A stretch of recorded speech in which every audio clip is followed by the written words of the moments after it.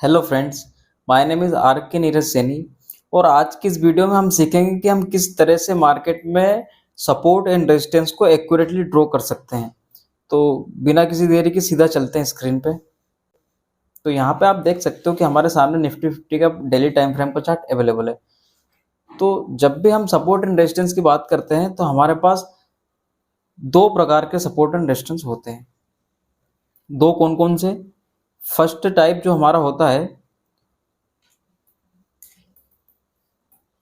वो हमारा होता है हॉरिजॉन्टल सपोर्ट एंड रेजिस्टेंस। ठीक है। इसके बाद में जो हमारा होता है सेकंड में वो होता है dynamic dynamic support and resistance. तो हॉरिजॉन्टल सपोर्ट रेजिस्टेंस क्या होता है और डायनेमिक सपोर्ट रेजिस्टेंस क्या होता है, चलिए हम डिटेल में सीखते हैं। तो सबसे पहले हम बात कर लेते हैं डायनेमिक सपोर्ट एंड रेजिस्टेंस की। डायनेमिक सपोर्ट एंड रेजिस्टेंस हम उनको कहते हैं, जैसे हम इंडिकेटर में जाके यहाँ पे लिखेंगे EMA तो हमारे सामने आएगा EMA, मूविंग एवरेज एक्सपोनेंशियल। तो जब हम मूविंग एवरेज के आधार पर सपोर्ट एंड रेजिस्टेंस को फाइंड करते हैं, 21 EMA लगा लेता हूँ। यहाँ पे आपको दिख रहा होगा कि मार्केट ने बार बार 21 EMA पे सपोर्ट लिया, यहीं से नीचे आया, फिर यहीं पे सपोर्ट बना के फिर से ऊपर गया। आपको मैं दिखा देता हूँ। ये यहाँ पे मार्केट आया, ये रुका, फिर मार्केट गया, फिर रुका, फिर मार्केट गया, फिर रुका, फिर मार्केट गया। तो इस तरह से मार्केट में सपोर्ट एंड रेजिस्टेंस वर्क करते हैं। तो हमने बात की सबसे पहले डायनेमिक सपोर्ट एंड रेजिस्टेंस की। अब हम बात करते हैं हॉरिजॉन्टल सपोर्ट एंड रेजिस्टेंस। अब आपको चार्ट में देख के सबसे पहले एक चीज फाइंड आउट करना है। मैं आपको हैक बताता हूँ थोड़ा सा, कि जहां पे आपको मैक्सिमम टाइम कैंडल्स रुकती हुई दिखे, आप वहां पे एक लाइन मार्क कर दो। सबसे पहले यहाँ पे मेरे को सबसे ज़्यादा मार्केट रुकता हुआ दिख रहा है, ये लाइन मैंने मार्क कर दी। ऊपर रेजिस्टेंस के लिए एक ये लेवल मैंने मार्क कर दिया। इसके ऊपर मार्केट कहाँ से घूमा, एक ये लेवल मैंने मार्क कर दिया। यहाँ पे इससे पहले एक ये लेवल मैंने मार्क कर दिया। यहाँ पे रेजिस्टेंस लिया था मार्केट ने प्रीवियसली, यहाँ पे आप देख सकते हो। इसके बाद एक मैंने ये लेवल मार्क कर दिया। इसके बाद एक लेवल मैंने ये मार्क कर दिया। तो यहाँ पे आप देख सकते हो कि हमारे पास इस समय निफ्टी एक बड़ी सी रेंज में घूम रहा है। निफ्टी एक बड़ी सी रेंज में घूम रहा है। अराउंड ये 19,970 980 के आसपास से रेजिस्टेंस इसका, और 19,240 के आसपास का सपोर्ट है। तो मार्केट क्या करता है, जब भी इस रेजिस्टेंस के पास जाता है तो मार्केट यहाँ से सस्टेन नहीं कर पाता अपने आप को और नीचे जाता है। और मार्केट जब इस सपोर्ट के पास आता है, यहाँ पे भी आपने देखा होगा, जब यहाँ से इसने इसका ब्रेकआउट किया तो सीधा मार्केट यहाँ गया। यहाँ से रेजिस्टेंस लेके वापस नीचे आया, फिर ऊपर गया, फिर नीचे आया, फिर ऊपर गया, फिर नीचे आया, और यहीं से बुलिश रैली कंटिन्यू की, जो कि उसने ऑल टाइम हाई लगाया। फिर यहाँ से नीचे आया, फिर यहीं से ऊपर गया, यहीं से नीचे आया। अब अगर मार्केट इस सपोर्ट जोन को ब्रेक करेगा, अगर सपोर्ट जोन को ब्रेक करेगा तो सबसे पहला टारगेट हमारा ये होगा, इसके बाद ये होगा, इसके बाद ये होगा। तो सपोर्ट रेजिस्टेंस को हम किस तरह से एक्यूरेटली फाइंड आउट कर सकते हैं, चलिए। अब ये तो होगा डेली टाइम फ्रेम, लेकिन ये इंटरडे में तो वर्क नहीं आएंगे हमारे। तो इंटरडे के लिए मैं आपको सीधा सबसे पहले बनावर चार्ट पे लेके चलता हूँ। बनावर चार्ट पे आप देख सकते हो। अब हमें बनावर चार्ट पे सबसे पहले क्या देखना है, हमें ऐसे एरियाज मार्क करना है जहां पे मार्केट ने सबसे ज्यादा होल्ड किया। यहाँ पे मुझे जो एरिया दिख रहा है इस समय, सबसे पहले एक ये एरिया मार्क कर लेता हूँ मैं। एक ये एरिया मार्क कर लिया आपने, और एक ये एरिया मार्क कर लिया, और एक छोटा सा ये एरिया मार्क कर लिया। ये हमारा सपोर्ट एंड रेजिस्टेंस निकल रहा है। ठीक है, हम चलते अब सीधा 15 मिनट टाइम फ्रेम पे। 15 मिनट टाइम फ्रेम पे सबसे पहले अब हमें देखना है कि मार्केट क्या कर सकता है। या तो मार्केट गैप अप खुल सकता है या गैप डाउन खुल सकता है। तो उस तरह से हमें स्ट्रेटेजी प्लान करना है। अगर गैप अप खुला तो हमारे पास हमारे लेवल्स है ऊपर के ये सारे, लेकिन अगर गैप डाउन खुला तो नीचे हमारे पास कोई लेवल्स नहीं। तो इसके लिए हमें प्रीवियस जाना पड़ेगा। जो प्रीवियस डाटा है उसको चेक करना पड़ेगा। जो मार्केट ने प्रीवियसली प्राइस एक्शन बनाया है, मार्केट में कुछ नहीं, हिस्ट्री ही सब कुछ है। अब हमें जाके पीछे मार्क करना पड़ेगा, बहुत पीछे। यहाँ पे आप देख सकते हो एक लेवल हमारे पास ये आएगा, एक लेवल हमारे पास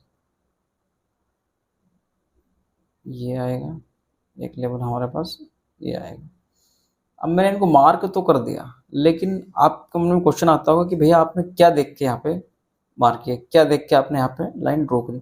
सपोर्ट एंड रेजिस्टेंस का बेसिकली काम क्या होता है कि अगर मार्केट अप ट्रेंड में है, मार्केट अप ट्रेंड में है, तो जहां से मार्केट घूमा, ये मार्केट यहाँ से अप ट्रेंड पकड़ा इसने, अभी मार्केट यहाँ से गया और यहाँ से घूमा, तो ये इसके लिए एक रेजिस्टेंस बन गया।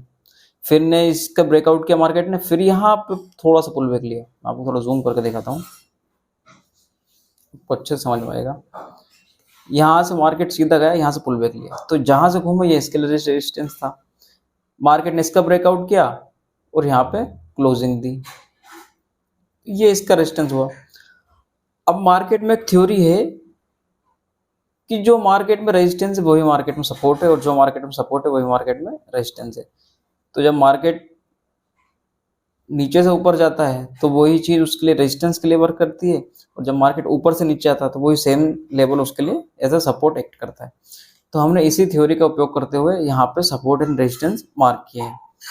तो अब हम चलते हैं, हमारा जो मेन कॉन्सेप्ट है कि हमें ड्रॉ किस तरह से करना है। मैंने तो एक्सपीरियंस है मुझे, तो मैंने तो फटाफट आके यहाँ लाइन खींची, वहाँ लाइन खींची, लेकिन आप जब जो नया होता है, बिगिनर होता है, उसको समझ नहीं आता है कि हम क्या चीज़ देखें, क्योंकि मार्केट में बहुत सारी उसको कैंडल दिखती है, कौन सा टाइम फ्रेम सही होता है, क्या चीज़ सही होती है, तो क्या देख के हम support and resistance accurately mark करें। तो इसके लिए सिंपल कुछ नहीं करना आपको, मैं सारे लेवल हटा देता हूँ। एक चीज आपको ध्यान रखना है, सबसे पहले आपको हाई एंड लो मार्क करना है प्रीवियस डे का। सबसे पहले हम हाई एंड लो मार्क करेंगे। अगर मार्केट ने सीधा फॉल किया इसलिए हाई यहाँ पे और मार्क लो यहाँ पे, मैंने ये हाई इसलिए नहीं लिया क्योंकि ये हाई हमारा फ्राइडे का हाई है, तो लगभग यहाँ से मार्केट ने गिरना चालू किया ऊपर उठ के और यहीं से सीधा है, इसलिए हमने इसको मार्क किया। हाई एंड लो मार्क करना है सबसे पहले आपको। इसके बाद में आपको देखना है कि मार्केट ने क्लोजिंग कहाँ की। अगर मार्केट ने सेम लेवल पे क्लोजिंग की तो हम लो को कंसिडर करेंगे। अगर मार्केट यहाँ पे आता ऐसे, मैं आपको बता देता हूँ, अगर मार्केट यहाँ से आता ऐसे, मार्केट यहाँ कहीं क्लोजिंग करता, तो हम फिर उस लेवल को भी मार्क करते हैं, क्लोजिंग वाले लेवल को भी।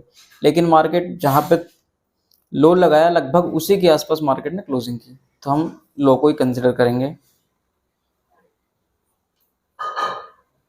अब हम देखेंगे कि मार्केट में कहाँ कहाँ पर स्विंग्स है।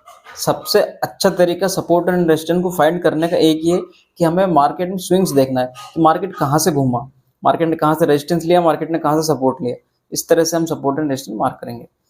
तो आपको दिख रहा होगा कि मार्केट ने एक तो यहाँ से दिया, एक स्विंग मार्केट ने ये बनाई, मार्केट ने एक स्विंग ये बनाई, मार्केट ने एक स्विंग ये बनाई। स्विंग के अकॉर्डिंग हमको काम करना है। आप पूछोगे स्विंग क्या होता है, तो मैं आपको सिंपल तरीके से एक्सप्लेन कर देता हूँ कि अगर मार्केट किसी ट्रेंड में जा रहा है, मान लो अप ट्रेंड में जा रहा है, तो जहां से मार्केट ने पुल बैक लेके और फिर से दिया अपना कंटिन्यूएशन, तो ये जो लेवल है ये हमारे लिए स्विंग है। स्विंग मतलब जहां से मार्केट घूमा, जहां से मार्केट घूमा वो हमारे लिए स्विंग है। सेम अगर मार्केट डाउन ट्रेंड में है, नीचे आया, ऊपर गया और फिर से इसने कंटिन्यूएशन दिया, तो हमारे लिए ऐसे स्विंग वर्क करेगा, ये हमारे लिए स्विंग है। तो आया आपको ठीक से समझ में? अगर आपके मन में कोई भी डाउट्स हो तो आप नीचे कमेंट में करके पूछ सकते हैं, मैं सारे रिप्लाई देने का ट्राई करूंगा। तो आते हैं हम सीधा टॉपिक पे। एक हमारे लिए एक स्विंग हमको छोटा सा ये दिख रहा है, हमने इसको भी मार्क कर लिया, सिंपल। अब नीचे हमारे पास कोई स्विंग नहीं है, ना ही हमारे पास डाटा है, तो इसके लिए हमें प्रीवियस प्राइस एक्शन में जाना पड़ेगा कि मार्केट ने इससे पहले क्या एक्टिविटी की। सेम अभी मैंने आपको ड्रॉ करके बताया था। एक हमारे पास गैप एरिया है, इसको भी कंसिडर करेंगे हम ऐसे। एक हमारे पास स्विंग ये है, एक हमारे पास स्विंग ये है, हमने सारे लेवल मार्क कर लिए। एक हमारे पास स्विंग ये है। ये हमारे आ गए सपोर्ट एंड रेजिस्टेंस। अगर आपको देखना है कि इन लेवल पे मार्केट किस तरह से रिएक्ट करता है, आप अपने स्क्रीन पे इन लेवल को ड्रॉ कीजिए और कल देखना मार्केट किस तरह से इन पर रिएक्ट करता है। फिर आपको समझ आएगा कि ये जो हमने लेवल्स दिए वो कितना एक्यूरेटली वर्क करते हैं। मार्केट में सपोर्ट एंड रेजिस्टेंस बहुत ही सिंपल तरीके से निकाले जा सकते हैं, ज़्यादा कोई कॉम्प्लिकेटेड नहीं, ना ही कोई रॉकेट साइंस है। हमें बस जो कुछ मेन चीज़ें जो ध्यान में रखना है मैं आपको नोट करवा देता हूँ। सबसे पहले हमें प्रीवियस डे का हाई एंड लो मार्क करना है, प्रीवियस डे की क्लोजिंग मार्क करना है। उसके बाद जहाँ पे मार्केट सबसे ज़्यादा बार रुका है वो एरिया मार्क करना है।